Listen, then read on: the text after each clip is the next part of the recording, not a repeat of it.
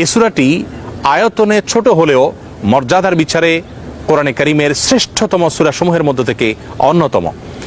নবী করিম সাল্লাল্লাহু আলাইহি সাল্লাম এক হাদিসে বলেছেন, ইন্নাহা লাতাআদিলু সুলসাল কোরআন, নিশ্চয়ই সূরা ইখলাস এটি মর্যাদার বিচারে এবং সওয়াবের দিক থেকে কোরআন কারীমের 1/3 বা 1/3 সমতুল্য। বুখারীর এক বর্ণনা থেকে বোঝা যায় নবী সাল্লাল্লাহু আলাইহি সাল্লাম সূরা ইখলাস একবার পাঠ করলে কোরআন কারীমের 1/3 তেলাওয়াত করার সমান সওয়াব পাওয়া যাবে, সেটি বলেছেন।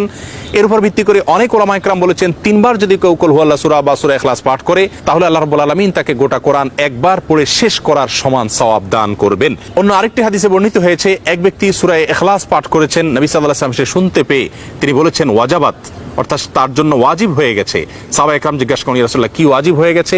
তিনি বলেছেন তার জন্য জান্নাত ওয়াজিব হয়ে গেছে, জান্নাত আবশ্যক হয়ে গেছে।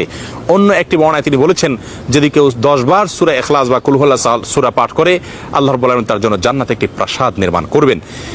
মসজিদে কুবার একজন ইমাম নিযুক্ত ছিলেন, যিনি প্রতি রাকাত ফরজ নামাজে সূরা ফাতিহা পাঠ করার পর যখন অন্য সূরা মেলানোর অপশন আসে তিনি প্রথমে সূরা ইখলাস পাঠ করেন, এরপর অন্য সূরা পড়েন। সাহাবা ইকরাম এবং সেই মসজিদের মুসল্লিরা নবী সাল্লাল্লাহু আলাইহি ওয়াসাল্লামের বিষয়টি উত্থাপন করলেন এবং তারা জানতে চাইলেন কেন তিনি এমনটি করেন। সূরা ইখলাস এটি তো প্রত্যেক রাকাতে পড়াটা বাধ্যতামূলক নয়, সূরা ফাতিহার পর তিনি নিয়মিত এটি কেন করেন? সেই ইমামকে ডেকে নবী সাল্লাল্লাহু আলাইহি ওয়াসাল্লাম জিজ্ঞাসা করলেন এর কারণ সম্পর্কে। তখন তিনি বলেন, ইয়া রাসূলুল্লাহ, আমি সূরাটাকে